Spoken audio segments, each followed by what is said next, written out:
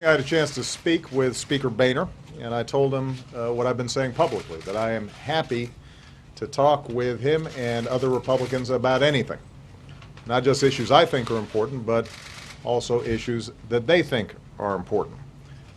But I also told him that having such a conversation, talks, negotiations, shouldn't require hanging the threats of a government shutdown or economic chaos over the heads of the American people.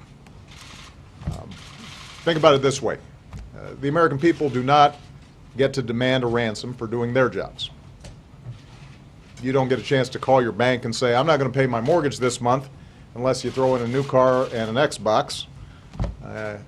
If you're in negotiations around buying somebody's house, you don't get to say, well, let's talk about the price I'm going to pay, and if you don't give me the price, then I'm going to burn down your house.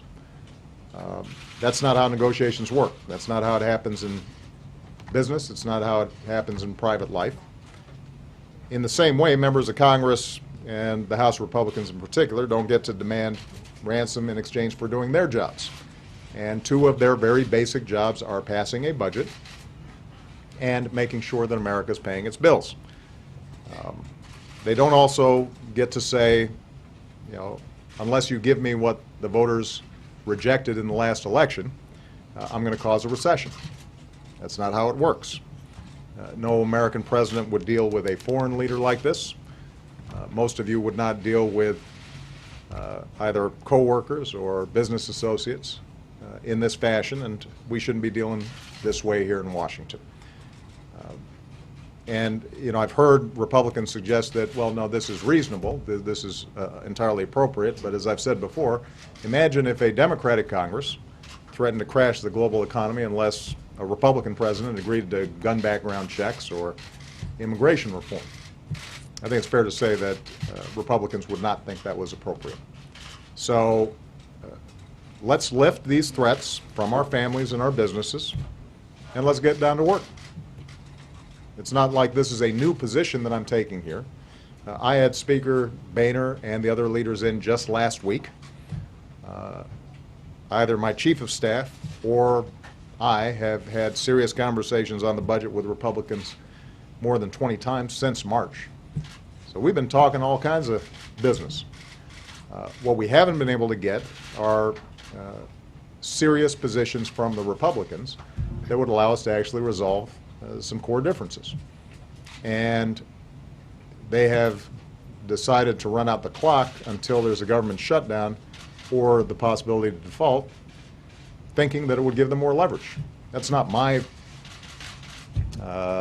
characterization. They've said it themselves. That was their strategy from the start. And that is not how our government is supposed to run.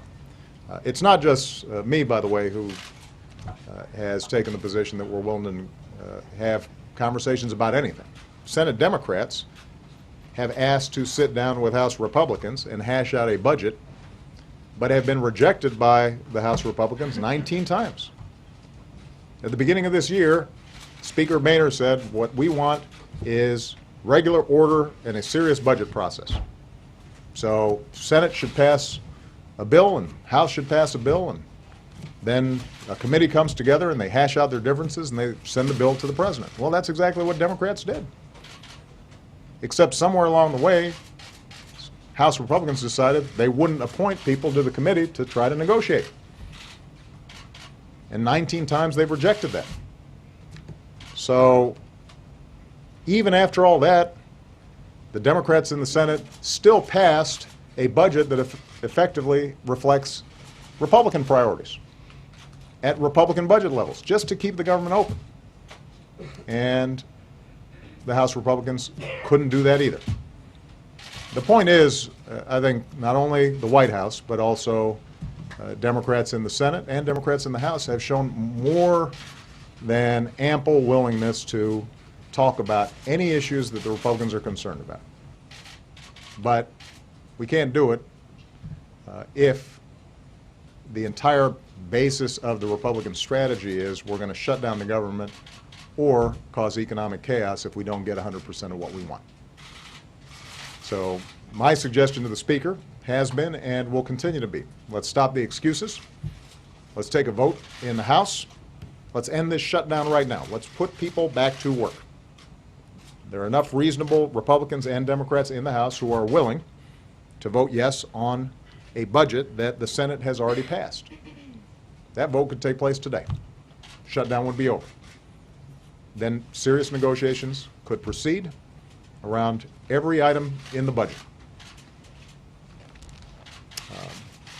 Now, as soon as Congress votes to reopen the government, it's also got to vote to meet our country's commitments, pay our bills, raise the debt ceiling. Because as reckless as a government shutdown is, the economic shutdown caused by America defaulting would be dramatically worse. And I want to talk about this for a minute because even though people can see and feel the effects of a government shutdown, they're already experiencing it right now, there are still some people out there who don't believe that default is a real thing. And we've been hearing that from some Republicans in Congress, that default would not be a big deal. So let me explain this. If Congress refuses to raise what's called the debt ceiling, America would not be able to meet all of our financial obligations for the first time in 225 years. And because it's called raising the debt ceiling, I think a lot of Americans think it's raising our debt. It is not raising our debt. This does not add a dime to our debt. It simply says you pay for what Congress has already authorized America to purchase, whether that's the greatest military in the world or veterans benefits or Social Security, whatever it is that Congress has already authorized. What this does is make sure that we can pay those bills. Now, the last time that the Tea Party Republicans flirted with the idea of default, 2 years ago, markets plunged, business and consumer confidence plunged, America's credit rating was downgraded for the first time, and a decision to actually go through with it, to actually permit default, according to many CEOs and economists, would be, and I'm quoting here, insane, catastrophic, chaos. These are some of the more polite words. Warren Buffett likened default to a nuclear bomb, a weapon too horrible to use. It would disrupt markets. It would undermine the world's confidence in America as the bedrock of the global economy. And it might permanently increase our borrowing costs, which of course ironically would mean that it would be more expensive for us to service what debt we do have, and it would add to our deficits and our debt, not decrease them. There's nothing fiscally responsible about that. Now, preventing this should be simple. As I said, raising the debt ceiling is a lousy name, which is why members of Congress in both parties don't like to vote on it, because it makes you vulnerable in political campaigns. But it does not increase our debt. It does not grow our deficits. It does not allow for a single dime of increased spending. All it does is allow the Treasury Department to pay for what Congress has already spent. But, as I said, it's always a tough vote. People don't like doing it, although it has been done 45 times since Ronald Reagan took office. Nobody in the past has ever seriously threatened to breach the debt ceiling until the last 2 years. And this is the creditworthiness of the United States that we're talking about. This is our word. This is our good name. This is real. In a government shutdown, millions of Americans face inconvenience or outright hardship. In an economic shutdown, every American could see their 401ks and home values fall, borrowing costs for mortgages and student loans rise, and there would be a significant risk of a very deep recession at a time when we're still climbing our way out of the worst recession in our lifetimes. You know, the American people have already fought too hard and too long to come back from one crisis, only to see a handful of more extreme Republicans in the House of Representatives precipitate another one. Now, the good news is, over the past 3.5 years, our businesses have created 7.5 million new jobs. Our housing market's healing. We've cut the deficit in half since I took office. The deficit is coming down faster than any time in the last 50 years. America is poised to become the #1 energy producer in the world this year. This year, for the first time in a very long time, we're producing more oil than we're importing. So we got a lot of good things going for us, but the uncertainty caused by just 1 week of this nonsense so far has caused businesses to reconsider spending and hiring. You've seen consumer confidence plunge to the lowest level since 2008. You've seen mortgages held up by thousands of homebuyers who aren't sure about the economic situation out there. And all this adds to our deficits. It doesn't subtract from it. So we can't afford these manufactured crises every few months. And as I said, this one isn't even about deficits or spending or budgets. Our deficits are falling at the fastest pace in 60 years. The budget that the Senate passed is at Republican spending levels. It's their budget that Democrats were willing to put votes on just to make sure the government was open while negotiations took place for a longer-term budget. And what's happened, the way we got to this point was one thing and one thing only, and that was Republican obsession with dismantling the Affordable Care Act and denying health care to millions of people. That law, ironically, is moving forward.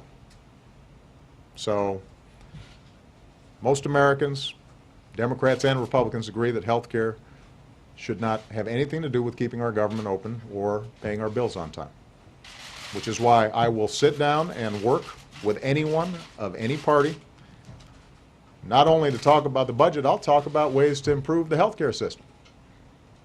I'll talk about ways that we can shrink our long-term deficits. I'll also want to talk about how we're going to help the middle class and strengthen early childhood education and improve our infrastructure and research and development. There are a whole bunch of things I want to talk about in terms of how we're going to make sure that everybody's getting a fair shake in this society and that our economy is growing in a broad-based way and building our middle class. And by the way, if anybody doubts my sincerity about that, I've put forward proposals in my budget to reform entitlement programs for the long haul and reform our tax code in a way that would close loopholes for the wealthiest and lower rates for corporations and help us invest in new jobs and reduce our deficits. And some of these were originally Republican proposals, because I don't believe any party has a monopoly on good ideas. So I've shown myself willing to go more than halfway in these conversations. And if reasonable Republicans want to talk about these things again, I'm ready to head up to the Hill and try. I'll even spring for dinner again. But I'm not going to do it until the more extreme parts of the Republican Party stop forcing John Boehner to issue threats about our economy. We can't make extortion routine as part of our democracy. Democracy doesn't function this way. And this is not just for me, it's also for my successors in office, whatever party they're from. They shouldn't have to pay a ransom either for Congress doing its basic job. We've got to put a stop to it. Last point I'll make. Already this week, I had to miss critical meetings in Asia to promote American jobs and businesses. And although, as long as we get this fixed, that's not long-term damage, whenever we do these things, it hurts our credibility around the world. It makes it look like we don't have our act together. And that's not something we should welcome. The greatest nation on earth shouldn't have to get permission from a few irresponsible members of Congress every couple of months just to keep our government open or to prevent an economic catastrophe. So let's pass a budget. Let's end this government shutdown. Let's pay our bills. Let's avert an economic shutdown. Let's drop the gimmicks, put aside what's good for any particular party, and let's focus on what's good for the American people, because they know we've got a lot of work to do.